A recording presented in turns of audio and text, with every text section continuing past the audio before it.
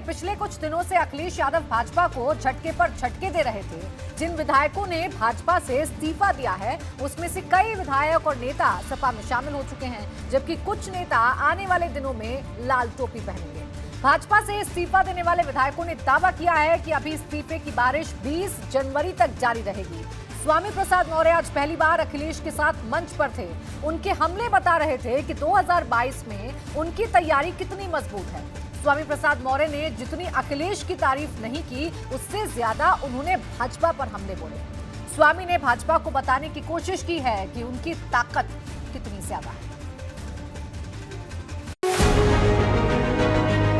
और माननीय राष्ट्रीय अध्यक्ष जी द्वारा स्वामी प्रसाद मौर्य जी अपने सभी साथियों का सम्मान। तो अब भारतीय जनता पार्टी का सफाया होना तय है, अब कोई रोक नहीं सकता। और जो लोग 3/4 की बात कर रहे थे, सच्चाई है कि वो 3 और 4 सीट की बात कर रहे हैं।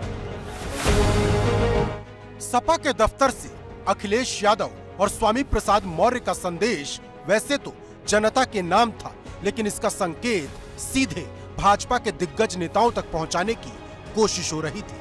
अखिलेश अपनी ताकत को इस वजह से मजबूत मान रहे हैं क्योंकि इस बार की लड़ाई में उनके पास समाजवादियों के साथ साथ अंबेडकरवादियों की भी ताकत का दावा है। अब तो चुनाव आ गया है, इसी दिन का तो इंतजार कर रहे थे हम लोग कि चुनाव कब आएगा।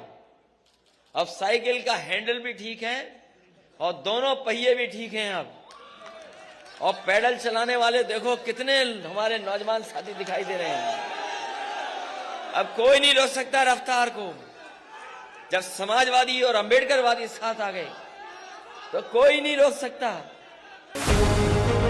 अखिलेश यादव तोड़फोड़ वाली इस रणनीति पर पिछले कई महीने से काम कर रहे थे और खास बात यह थी कि उनकी इस रणनीति की भनक किसी को कानो कान नहीं लगी। यही वजह है कि उनका जोश न सिर्फ हाई है बल्कि भाजपा को लेकर उनके तेवर अब और तल्ख हो गए हैं। 22 की चुनावी पिच पर अखिलेश की रणनीति कई बार बदली है।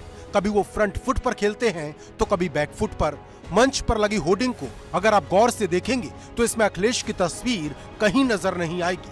इस होर्डिंग में मुलायम सिंह यादव को हाईलाइट किया गया था, साथ में रामगोपाल यादव और आजम खान की भी तस्वीर थी।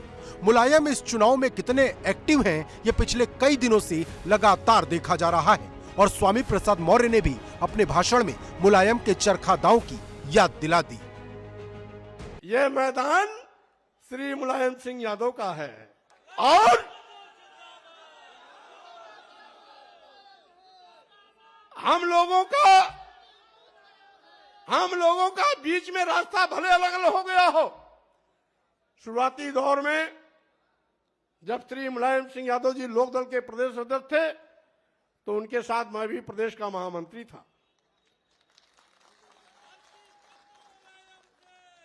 मैं उनका जो हम अखिलेश जी से पूछेंगे, नेताजी का कौन सा दांव सबसे मशहूर था?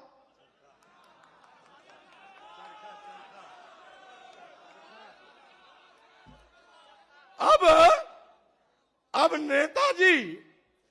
नेताजी चरखा दांव नहीं लगाएंगे, बल्कि अब नेताजी की ये पूरी फौज वो चरखा दांव लगा करके एक एक भाजपा वालों को ऐसी पटकनी देगा। स्वामी प्रसाद मौर्य लाल टोपी पहनने के बाद पहले से ज्यादा ऊर्जावान नजर आए।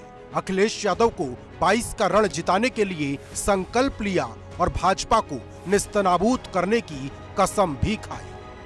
अखिलेश यादव जी से हाथ इसलिए मिलाया कि अखिलेश यादव जी नौजवान हैं, पढ़े लिखे हैं, नई ऊर्जा है।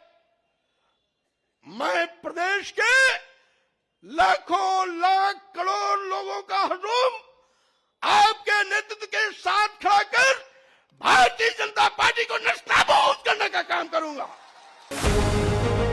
स्वामी प्रसाद मौर्य के दावों की हकीकत 10 मार्च को ही पता चल जाएगी और 10 मार्च में अब दिन भी ज्यादा नहीं बचे हैं। लखनऊ से रतीश त्रिवेदी, विवेक त्रिपाठी और अनुभव शुक्ला के साथ वीरेश पांडे, एबीपी गंगा। तो स्वामी प्रसाद मौर्य आज जमकर बरसे हैं